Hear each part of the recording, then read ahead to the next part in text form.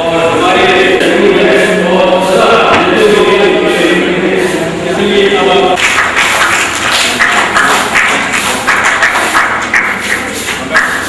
सामने खड़े हो जाओ, बैठ कर लिए श्री धर्मपाल जी है तो हाँ जी हाँ जी, और खड़े हो जाओ, अपने सामने आ जाओ, आप सामने आ जाओ।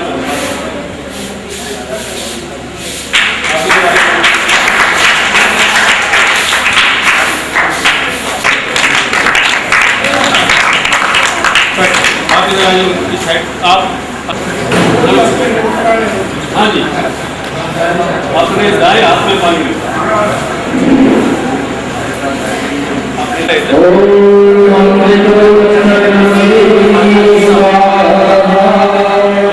बार फिर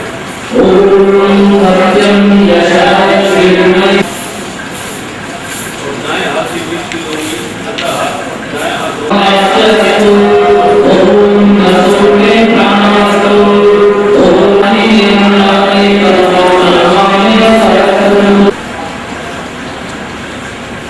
ये आचार्य जी का प्रवचन पूर्व सत्संग में था। और तीसरा सूत्र ये कहता है कि आप ओम प्रकाश जी के साथ अकेले नहीं हो, परमात्मा आपके साथ सदाता हमारी माँ भी है, हमारा पिता भी है, हमारे पास है, जिनमें है और चिंता क्यों, इसका मैं अभ्यास करके तो ये नया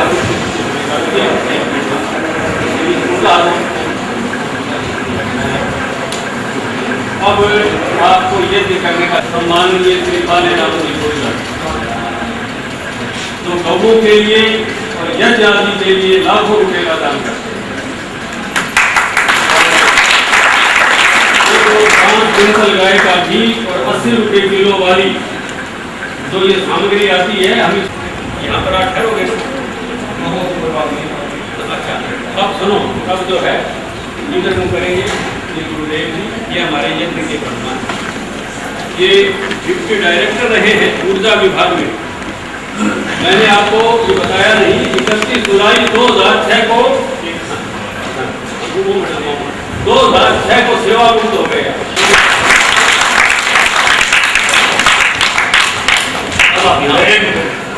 ना वो बात नहीं, बात मैं तो आपके घर में कहना चाहिए सही। मैं तो यूँ चाहता हूँ कि MP साहब का परिवार पंडित रामजी लाल जी पूर्व सांसद को आप जानते होंगे, स्कूल के प्रधान हैं।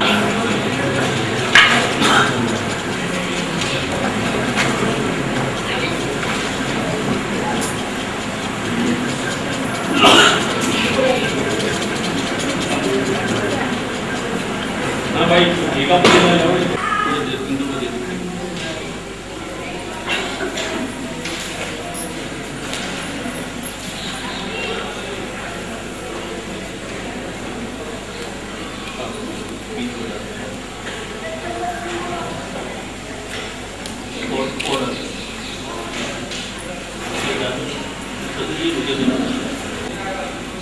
अब एक एक समिधा अपने हाथ में ले लो, अब हीमर में बोलो, पति पत्नी दोनों पकड़ लेंगे। आप बोलो हीमर में बोलो।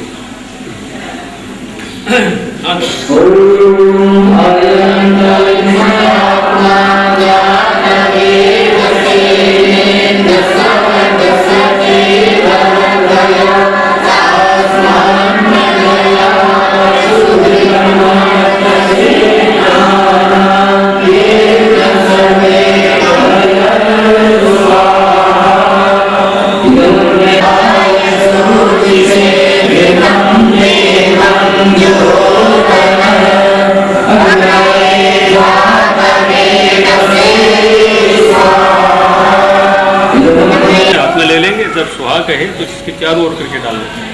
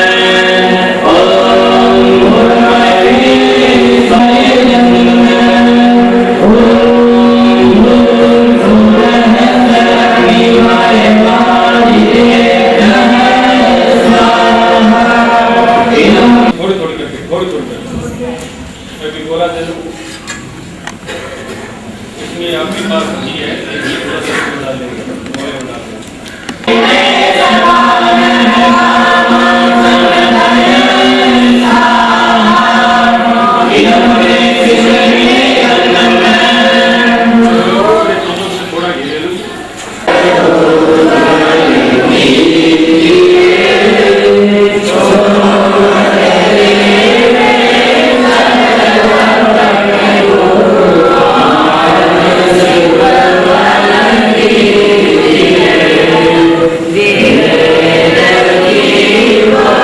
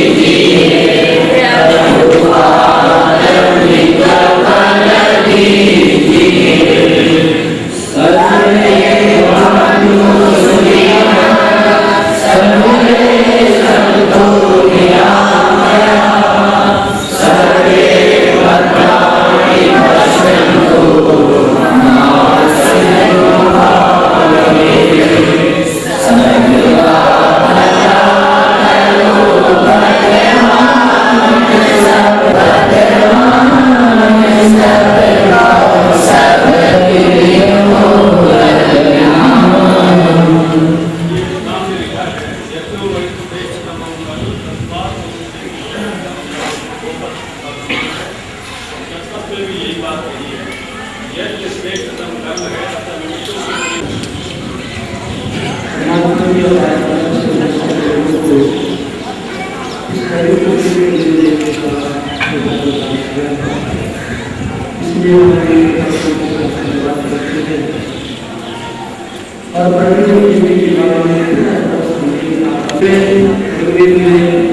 बहुत सुंदर मंत्र है। उनमें 4 प्रश्न चिन्ह हैं और मैं अपने शब्दों में कहा करता हूँ और जिनकी भावना में जिस संस्था में, जिस परिवार में, जिस राष्ट्र में, समाज में, विश्व में एक दूसरे के प्रति गठन हो जाए, वह राष्ट्र के आतंकवाद फैलेगा, वह विश्व की सुख शांति और समृद्धि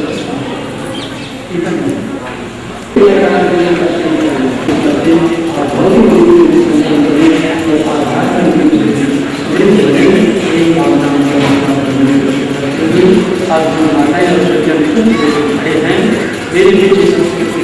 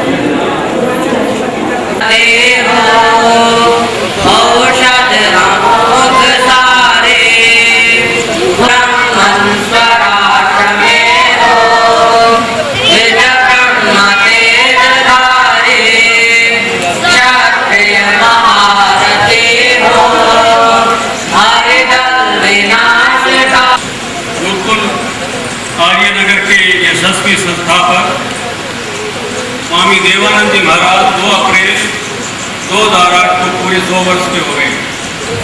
गुरुकुल के यशस्वी प्रधान पूज्य स्वामी सुमेधानंद जी महाराज ने प्रबंधकर्त्री समिति के सम्मुख विचार प्रकट किया कि हम सभी अभी सूचना मिली है कि हमारे मध्य में विश्व प्रसिद्ध गणितज्ञ डॉक्टर घासीराव अमेरिका में प्रोफेसर हैं गणित के और विश्व प्रसिद्ध प्रोफेसर हैं। हमारा सौभाग्य है हम वर्मा जी का गुरुकुल सभा की ओर से और आर्यजनों की ओर से सभी ब्रह्मचारियों की ओर से हम आपका अभिवादन करते हैं। और अब मैं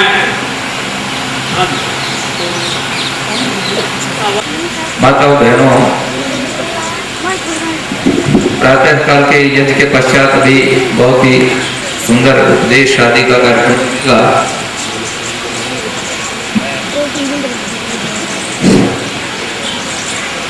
इसलिए माइक लिया है कि ये थोड़ा सा परिचय हमारे बीच सम्मानीय डॉक्टर घासीराम जी वर्मा पधारे हैं। आपका अभिनंदन हम दोपहर के बाद सभा में करेंगे। आपकी एक विशेषता रही है, मैं जहाँ कहीं आपको बुलाता हूँ तो आप एडवांस में पहुँचते हैं। मैंने कोई ऐसा कार्यक्रम नहीं देखा डॉक्टर साहब का कि आप कभी किसी कार्यक्रम में देरी से आए हों। झुंझुनू से चल करके आए हैं। आपका जन्म झुंझुनू जिले में एक गांव है सीगड़ी, वहाँ आपका एक किसान परिवार में जन्म हुआ।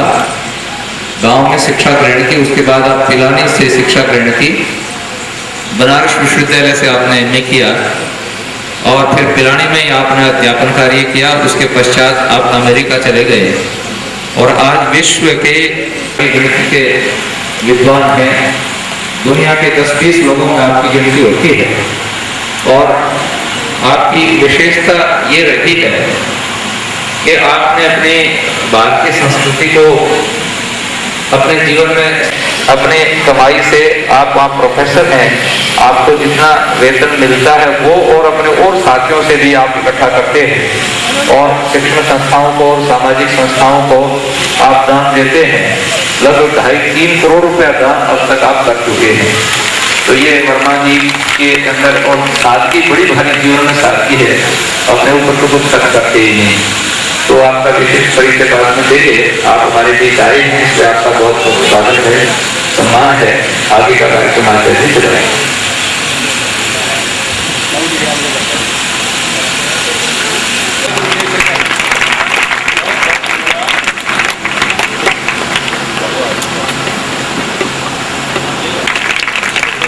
हमारे गुरुकुल के संरक्षक सामने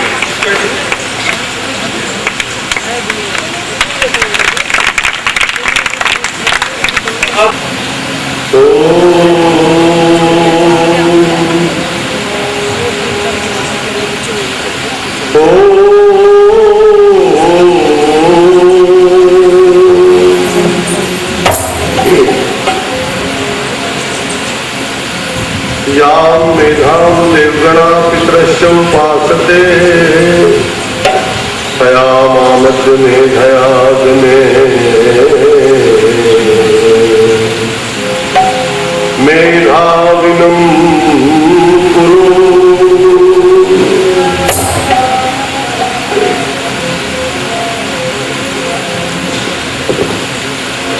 ये जिंदगी पथ है मंजिल की तरफ जाने का,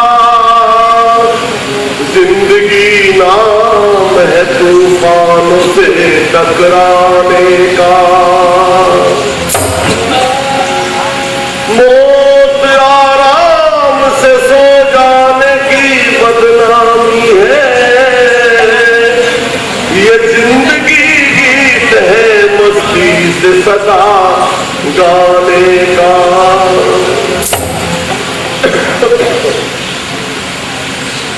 मंच पर उपस्थित आदरणीय स्वामी सर्वदानंद जी महाराज, आदरणीय स्वामी सुमेधानंद जी महाराज, श्री पंडित रामजीलाल जी आर्य,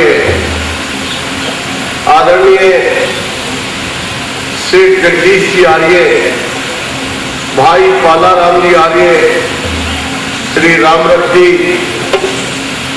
और मंच पर बैठे हुए भाई अतर सिंह जी क्रांतिकारी, सभी सामने बैठे हुए सम्मानित बुजुर्गों, नौजवान साथियों, बहनों, माताओं और प्यारे बच्चों, सवेरे की पवित्र पावन बेला में ये कार्यक्रम हमारा यज्ञ के बाद का चल रहा है।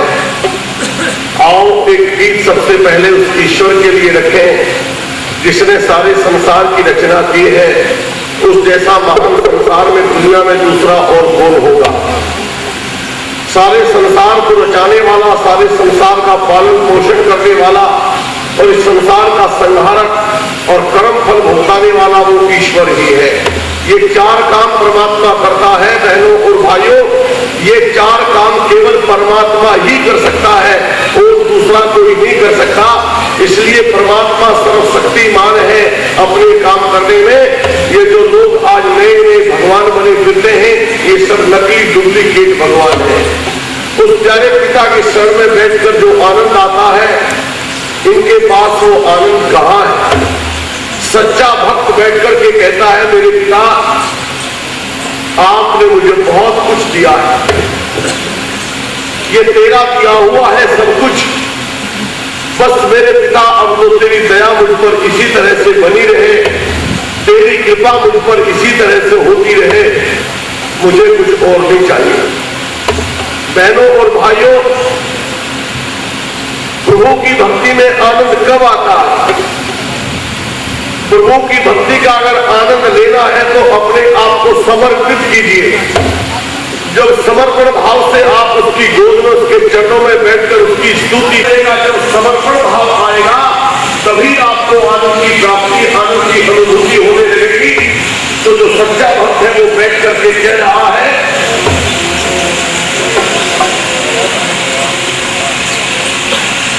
नयस कीर्ति संपदा हटाऊं,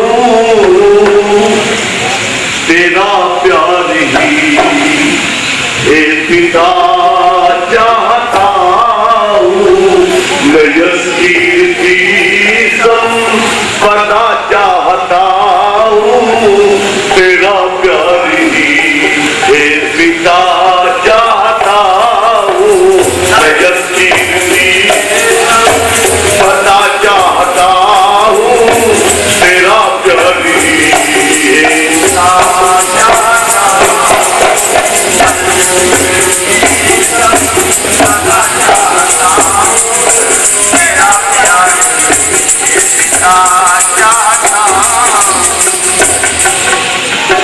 वो नाता है जो तेरी मूरत बना के रचा ढोंग मंदिर में रखते सजा के। वो नाता है जो तेरी मूरत बना के रचा ढोंग मंदिर में रखते सजा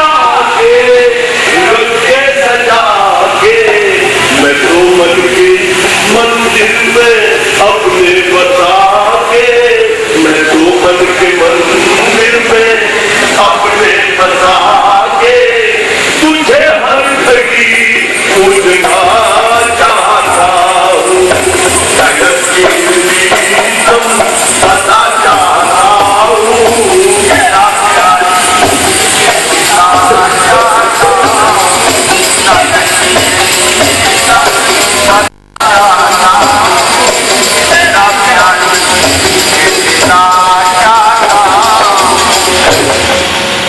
और प्रलोभन मुझे कोई इतना दिखाए, मेरे लक्ष्य से ना टिका मुझको पाए।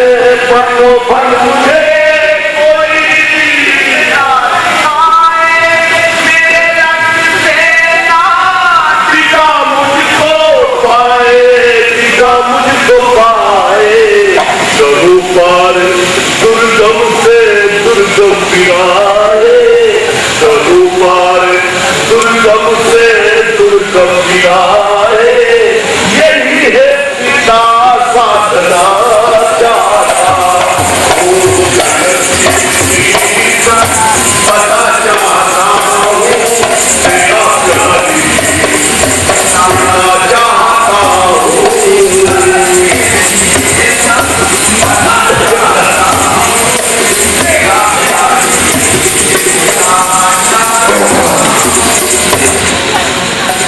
क्या कहता है मेरे पिता, मुझे कुछ नहीं चाहिए, तेरी दया तेरी कृपा ऊपर बनी रहे और मुझे कुछ नहीं चाहिए। संसार में रहने तो भाई उसके ऊपर उसकी दया हो जाती है, उसकी कृपा जिसके ऊपर हो जाती है, उसके सब संकट, उसके सब तकलीफ हो जाती है।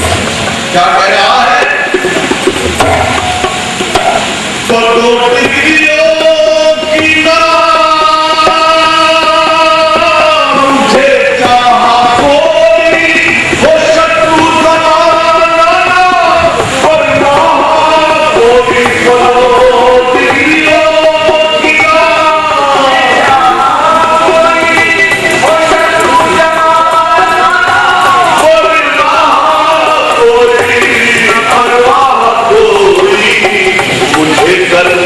पाएंगे उत्साह कोई, मुझे कर न पाएंगे उत्साह कोई।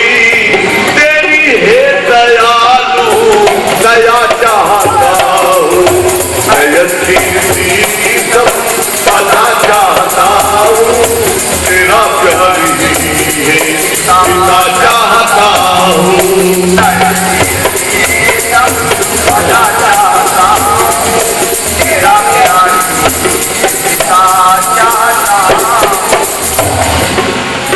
रहू पापी अन्यायियों का नाम साथी, बनू दीन दुखिया जनों का हिमाती। रहू पापी अन्यायियों का नाम साथी, बनू दीन दुखिया जनों का हिमाती, जनों का हिमाती। कभी भी दुनिया फिरे जिसको गाती, कभी भी दुनिया फिरे जिसको गाती, मैं वो रस भरी कविता चाहता हूँ। जय कीर्ति सदा चाहता हूँ, चाहता हूँ। जय कीर्ति सदा चाहता हूँ।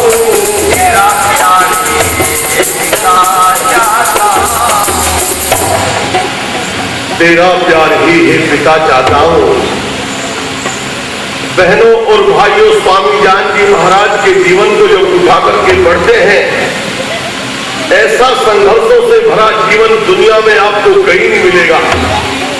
ऐसा त्याग, ऐसा तप, ऐसा चरित्र संसार में आप घूम जाइए और सारे संसार के महापुरुषों को पढ़ जाइए, आपको ऐसा भजन लिखा। अगर स्वामी दयानंद इस देश में न आते तो ये जो घोर अविद्या रूप, ये तो स्वामी दयानंद जी महाराज इस धरती पर आए, परमात्मा ने उनको भेजा और इस अंधकार को मिटाया। तो राजा बेझड़क ने यहाँ पर भजन लिखा, अगर नहीं टंकार आती वो फागुन की शिवरात हमारी, अगर नहीं टंकार आती, अगर नहीं टंकार आती हमारी तो पूछता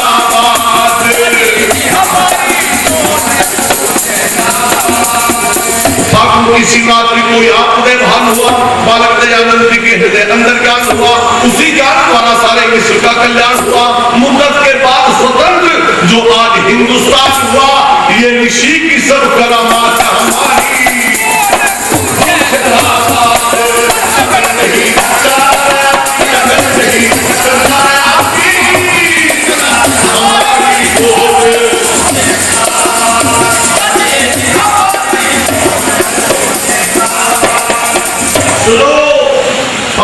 शिवरात्रि जो टंकारे में आती नहीं, गले का जने और सिर बच्चों की पाती नहीं, भारत के घर से कभी छुआ छूट जाती नहीं, दिल्ली लाट के लहराती नहीं, और विवाह करके आज मुंबई जाती नहीं। ये होते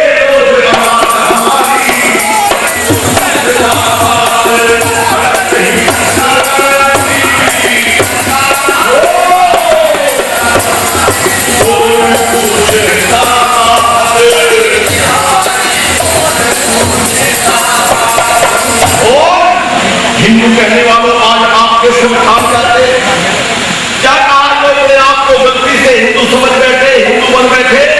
उनके लिए क्या कहा, ये जो घाट काट है, ये जो मंदिर में घंटे घंटा बज रहे हैं, ये क्या आपके समाज की कृपा से है, वरना प्रतिबंध लगा दिए गए थे।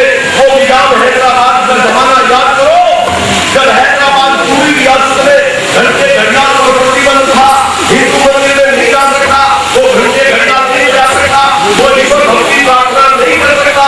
ये सारा प्रतिबंध निजाम हैदराबाद में लगाया था। कोई मूर्ति पूजा करने वाला, कोई मंदिर वाला हैदराबाद में नहीं गया। अगर हैदराबाद निजाम को जाकर छुट्टों के में चलाया तो आगे समाज के ज्ञान के दीवारों ने चलाया। भाइयों, जाकर के निजाम हैदराबाद को और आगे समाज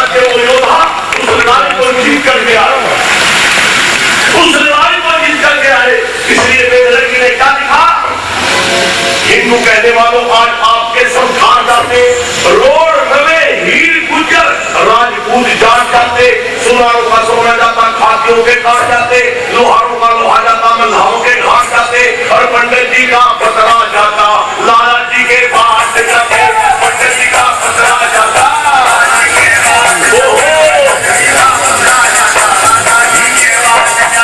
हिंदू कहने वालों आज आपके संग ठाट जाते, रोड रवे हीर गुजर राजपूत जाट जाते, सुनारों का सोना जाता, खातियों के काट जाते, लोहारों का लोहा जाता, मल्हारों के घाट जाते, ईसाई मुसलमान तुमको अच्छी तरह चाट जाते, उस दिन किस तरह से जगन्नाथ नाच जाते।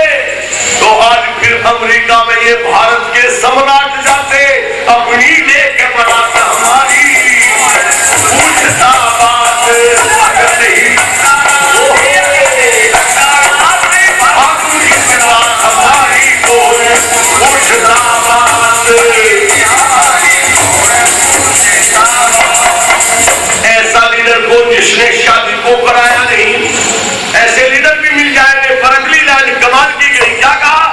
ऐसा लीडर को जिसने शादी को कराया नहीं, पर 17 बार जहर देखो किसी ने भी खाया नहीं, सच्चाई का ऐसा रास्ता किसी ने बताया नहीं, इतना सरल वेदभास किसी ने कराया नहीं, और कहे पृथ्वी सिंह ऐसा नेता आज तक आया नहीं। ये क्या गांधी सुकरात हमारी पूछता बात अगर नहीं कराया हमारी कोई पूछता बात।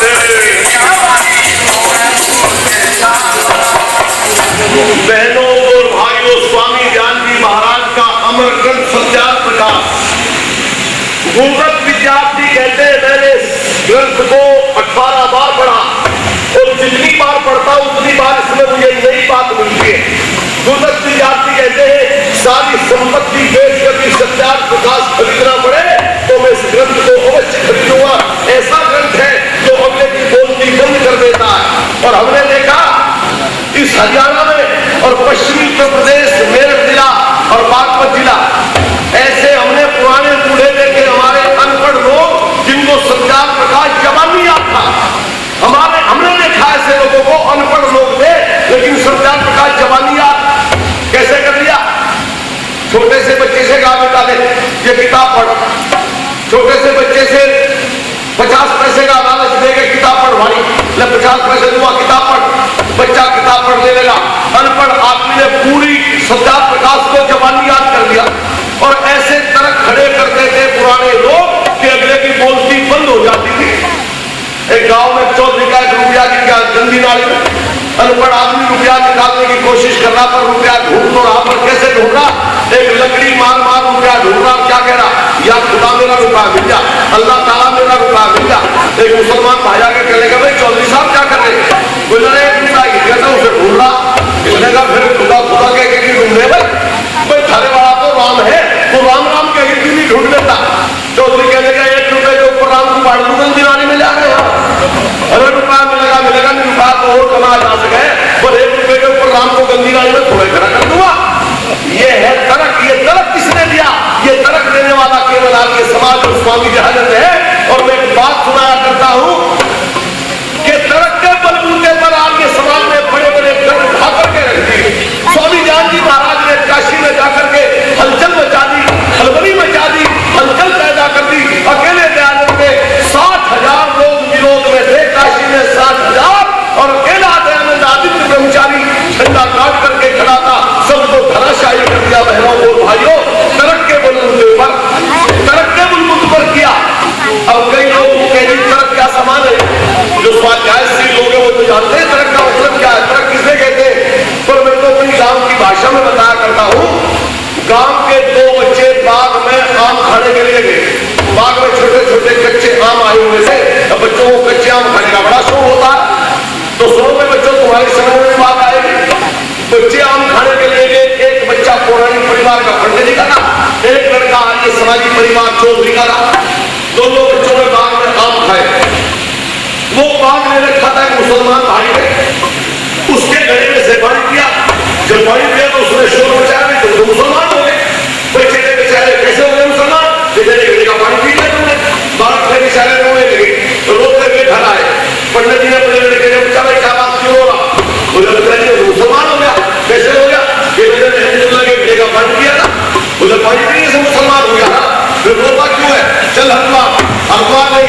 गंगा में डुबाया, 10 दिन तक रखा, दान दक्षिणा दी, 10,000 रुपए खर्च किए, शुद्ध कर गया। और शुद्ध हो गया तो 10,000 का खर्चा।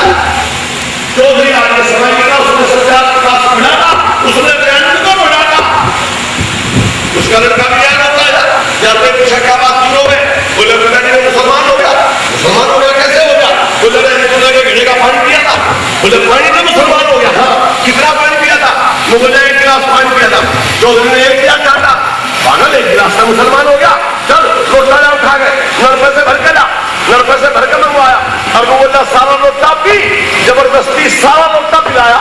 और सारा लोटा पिला के कहने का इधर मुंह करके पेशाब कर दे, मुसलमान वाला पानी निकल जाएगा, हमारे वाला रह जाएगा, फिर दूंगा यूं कहना। इसे कहा गया, इसे कहते हैं, इसे कहते हैं तरक। ये तरक इस देश के लोगों की समझ में नहीं आ रहा था। कोई ईसाई बन रहा था, कोई मुसलमान बन रहा था। बहनों और भाइयों ने ब्रेक लगाया तो आज ये समाज और स्वामी ज्ञान ने लगाया। लेकिन आज वो ब्रेक हट गया और आज फिर अगर जाकर के देखे, सारे भारत के चारों तरफ घूम करके देखे, आसाम को देखे, केरल को देखे, मणिपुर को देखे, केरल को देखे, उड़ीसा को देखे, आज ईसाइयत का प्रचार करने से हो रहा है और लोगों को ईसाई इस कौम को बचाने वाला तो केवल आर्य समाज है, वरना तो इस देश में तो लुटेरे ही बैठे हैं सब। इसलिए कहना चाहता हूं आर्यों से, एक भजन सुनाना है, 7-8 मिनट बाकी है। आर्यों तुम्हें क्या करना है? ऋषि ध्यान का सपना अगर साकार करना चाहते हो तो मिलकर चलो, मिलकर बैठो, मिलकर अपनी समस्याओं का समाधान करो। वरना तो लोग तुम्हें खाने के लिए, डकारने के लिए तैयार बैठे हैं। या तो समझ जाओ, सावधान हो जाओ।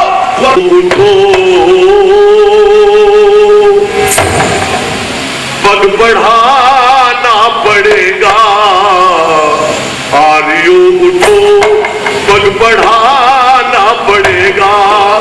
जो ऋषि ने कहा है कर दिखाना पड़ेगा। आर्यों उठो, पग बढ़ाना पड़ेगा। जो ऋषि ने कहा है दिखाना पड़ेगा।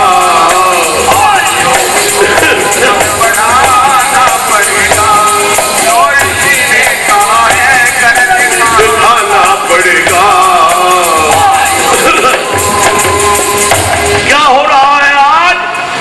अविद्या रूपी भरम जाल में भारत फंसा पड़ा है रे।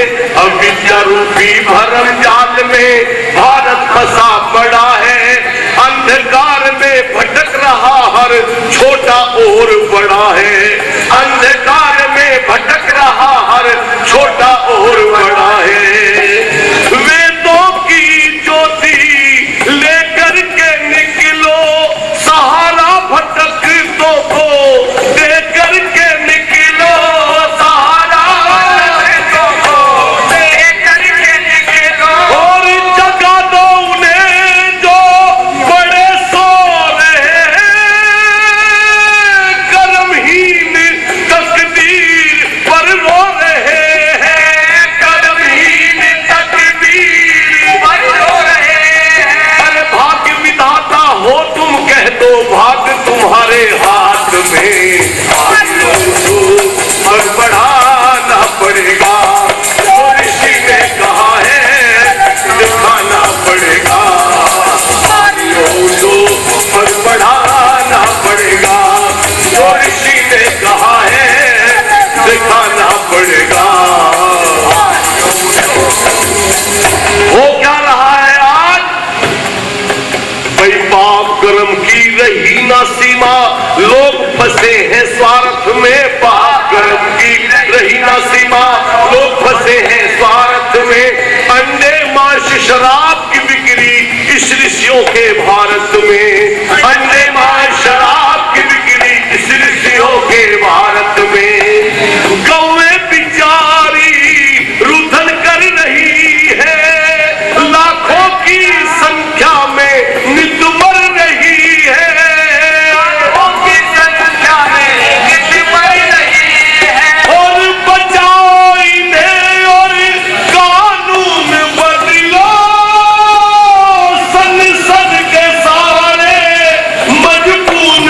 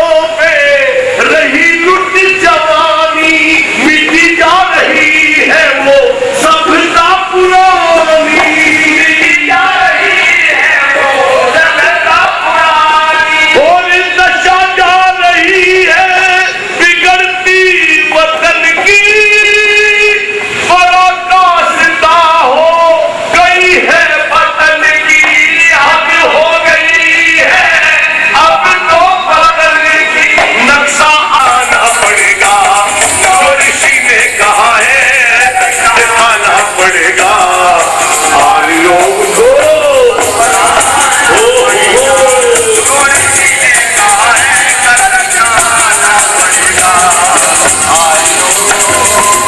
तो करना क्या है, कलम का मर्म समझ ले, ऐसा पाठ पढ़ा दो, चरित्र और आचार का पालन जन जन को सिखला दो, चरित्र और आचार का पालन जन जन को सिखला दो।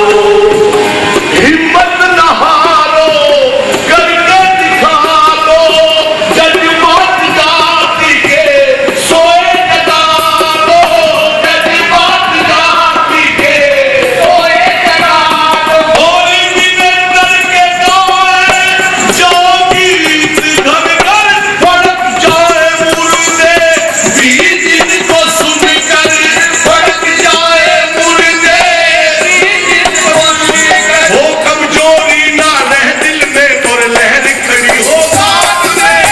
आर्यों को बढ़ाना पड़ेगा, जो ऋषि ने कहा है दिखाना पड़ेगा, आर्यों को बढ़ाना पड़ेगा, जो ऋषि ने कहा है दिखाना पड़ेगा। श्री पाले राम जी गुर्जर दानवीर श्री पाले राम जी गुर्जर हमारे बीच में विद्यमान है। अभी मैंने वहाँ भी जिक्र किया था कि आपने 5 क्विंटल गाय का घी और 5 क्विंटल बड़ी अच्छी हमने सामग्री लगभग 1,25,000 रुपये का ये सामान है हमें प्रदान किया है। और इसी प्रकार से हमारे सेठ जगदीश जी आज ये गुरेरा निवासी, अब तो कलकत्ता के निवासी हो गए हैं परंतु गुरेरा नाम से प्रसिद्ध हैं, हमारे गुरुकुल के संरक्षक हैं। आपने जो ऋषि लंगर चल रहा है उसके लिए 1 लाख रुपया प्रदान करके सारा ऋषि लंगर संभाल लिया है। आज ये समाज नागोरी गेट हिसार के यशस्वी प्रधान चौधरी हरि सिंह जी और उनकी प्रबंध कमेटी समिति के सदस्यों ने मिलकर के घोषणा की है कि लगभग 1 लाख रुपया जो गेट प्रचार में व्यय होगा आज ये समाज हिसाब देगा। अब हुआ है हमारे डॉक्टर एस के गुलाटी जी जो हमारी सभा के सदस्य हैं 5,100 रुपये, श्री रणवीर जी गंगवा 11,000 रुपये, श्री रामनिवास जी शिकारपुर वाले 11,000 रुपये, पंडित रामजीलाल जी पूर्व सांसद 11,000 रुपये, श्री हरिप्रकाश जैन इंडस्ट्रियल एरिया 11,000 रुपये, लाला अरुण कुमार जी इंडस्ट्रियल एरिया हिसार 11 रुपये, श्री विपिन कुमार जी इंडस्ट्रियल एरिया हिसार 11,000 रुपये, श्री रतन गुप्ता जी दिल्ली रोड हिसार 5,100 रुपये, श्री अशोक कुमार जी अग्रवाल माइयर 11,000 रुपये, श्री विजय ग्रोवर जी ग्रीन पार्क हिसार 11,000 रुपये, श्री विजय बंसल जी गोपाल घी वाले 11,000 रुपये, श्री राजकुमार जी आर्य काठमंडी हिसार 21,000 रुपये, श्री बद्रीलाल रामनिवास गंगवा उन्होंने कैलेंडर के लिए और गुरुकुल के लिए तो कुल मिलाकर के 11,000 रुपये का दान किया है। श्री रमेश कुमार जी दिल्ली रोड हिसार 11,000 रुपये, सन सिटी मॉल श्री रमेश कुमार जी ये तो मुरारीलाल परमानंद फर्म है उन्होंने परमानंद मुरारीलाल इन्होंने 11,000 रुपये प्रदान किए हैं। श्री गुप्ता जी आज के बंसल जेएनडी इंडस्ट्री 11,000 रुपये, प्रकाश ग्रुप प्राइवेट लिमिटेड हिसार 11,000 रुपये, Harihar pipe industrial area Hisar 11,000 रुपये और इसी प्रकार से बहन कांता जी और श्री सत्य प्रकाश जी मित्तल ने 5,100 रुपये दिए हैं। श्री नागरमल चंद्राराम जी गुरी हिसार 5,100 रुपये, श्री वेद प्रकाश जी संतता 2100 रुपये, श्री संतोष कुमार जी जेतल एडवोकेट 2,000 रुपये और 100 रुपये महीना छात्रों को छात्रवृत्ति देते हैं। प्रिंसिपल देशराज जी आर्य हिसार 3,100 रुपये, डॉक्टर नारायण सिंह सिद्धैया हिसार 1,100 रुपये, श्री सत्यवीर जी सिंह और मातृश्याम 500 रुपये, श्री राम प्रकाश जी वर्मा कैमरी रोड हिसार 1,100 रुपये, श्री हरीश जी वर्मा कैमरी। मंच पर विराजमान इस संस्थान के समादरणीय प्रधान श्रद्धेय सुमेधानंद जी, मंच पर उपस्थित सभी दानी महानुभाव एवं विद्युत वर्ग, धर्म प्रेमी सज्जनों तथा प्यारे विद्यार्थी, अभी मुझसे पूर्व आप बड़े सुंदर तो मूल स्रोत चारित्रिक उत्थान का आध्यात्मिकता है। इसलिए जैसा कि मुझे संकेत किया गया है, मैं अपने आध्यात्मिक विचार आपके सामने रखने का प्रयास करता हूँ। हमारा प्रत्येक ग्रंथ, प्रत्येक उपदेश हमें प्रेरणा देता है, ईश्वर सानिध्य प्राप्त करते हैं। लेकिन प्रश्न यह है कि हम उस दिशा में कितना प्रयास करते हैं। और बड़े आश्चर्य की बात तो यह है कि हम परमात्मा के स्वरूप को ही भूलते हैं। कई बार व्यक्ति कह देता है बस ऊपर वाले की कृपा है।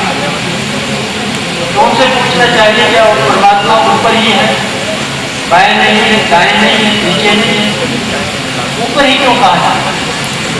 क्योंकि वेद विहीन लोगों ने इस प्रकार की अनेक कल्पना की। बहुत बार आपने सुना होगा, कोई कहता है चौथे आसमान पर है, कोई कहता है सातवें आसमान पर है, कोई कहता है वो बैकुंठ में, विशेष कालों में, और इस प्रकार की अनेक कल्पनाएं करती हैं। और ये कल्पनाएं इतनी अधिक बढ़ी कि परमात्मा एक उपहास का विषय बन गया। इस संबंध में हमें आपको दिल्ली से एक पत्रिका छपी है, उसमें एक सत्य घटना समाचार छपा था, वो आपको बताना चाहता हूँ। उस समाचार में एक सेठ के बारे में लिखा गया है और सत्य घटना वो है कि सेठ भी वृंदावन में एक नाथ भगवान को भोग लगाने के लिए गए, और साधारण व्यक्ति होता होगा तो साधारण का भोग लगाएगा, लेकिन सेठ देश के प्रदर्शन के साथ में था।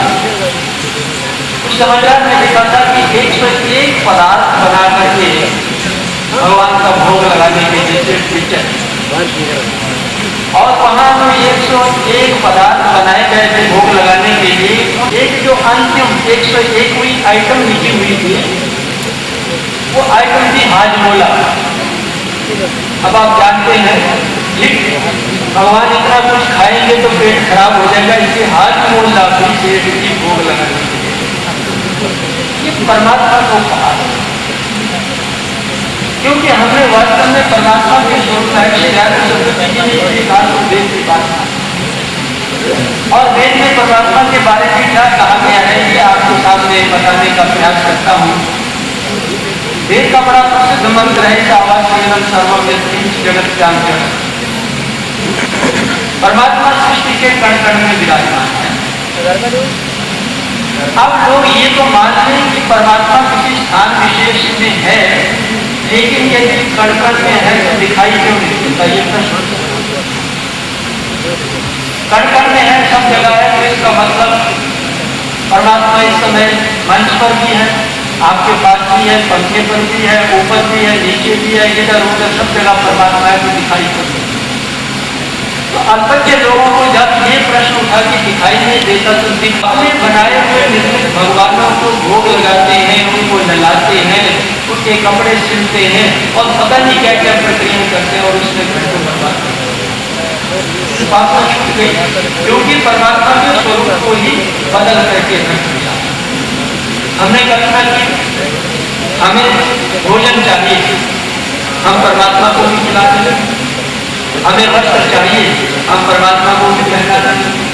हमें भवन चाहिए, हम परमात्मा के लिए भी मकान बनाने लगे, मंदिर बनाने लगे। ये सारी प्रक्रिया तो कहना क्या चाहता हूँ, परमात्मा के बारे में जो कहा गया परमात्मा सृष्टि के कण कण में विराजमान है। अब प्रश्न ये होता है दिक्कत, अब इसमें थोड़ा गहरा चिंतन करने की आवश्यकता है। परमात्मा सब जगह से दिखाई क्यों देती? माता और बहनों, बहुत सी वस्तुएं ऐसी हैं जिनका अस्तित्व है लेकिन वो दिखाई नहीं देती। जैसे आपको पीड़ा होती है, दर्द होता है, तो आप उसे अनुभूत करते हैं, अनुभव करते हैं, लेकिन किसी को दिखा नहीं सकते कि अमुक स्थान पर मेरी पीड़ा दिखा नहीं सकते। इसलिए बहुत सी वस्तुएं ऐसी संसार में है जो दिखाई नहीं देती, लेकिन उनका अस्तित्व। अपनी बात को, परमात्मा अभौतिक है, याद रखना। परमात्मा अभौतिक है और उसे देखने के लिए अभौतिक आंख चाहिए जो हमारा अपना स्वरूप है जीवात्मा। जब तक हम अपने आप से परिचित नहीं होते परमात्मा से परिचित असंभव। एक दिन भी कह रहा था परमात्मा को कहीं खोजना नहीं है, खोजना अपने आप को है। इसलिए फिर योग दर्शनकार कहते हैं सदा दृष्टि स्वरूपे अवधानम। और अंत में जब समाधि की बात कही कैवल्यम स्वरूप प्रतिष्ठा, केवल तो सारी प्रक्रिया क्योंकि उल्टी हो गई, इस उल्टी बात बना। इस पर प्रतिदिन में विस्तार से कहता आ रहा। जो कहते हैं परमात्मा नहीं है उनके लिए प्रतिदिन में ऐसे तर्क। उन्होंने कहा कि जब जब मैं खोज करने लगा बहुत से आविष्कार उन्होंने किए।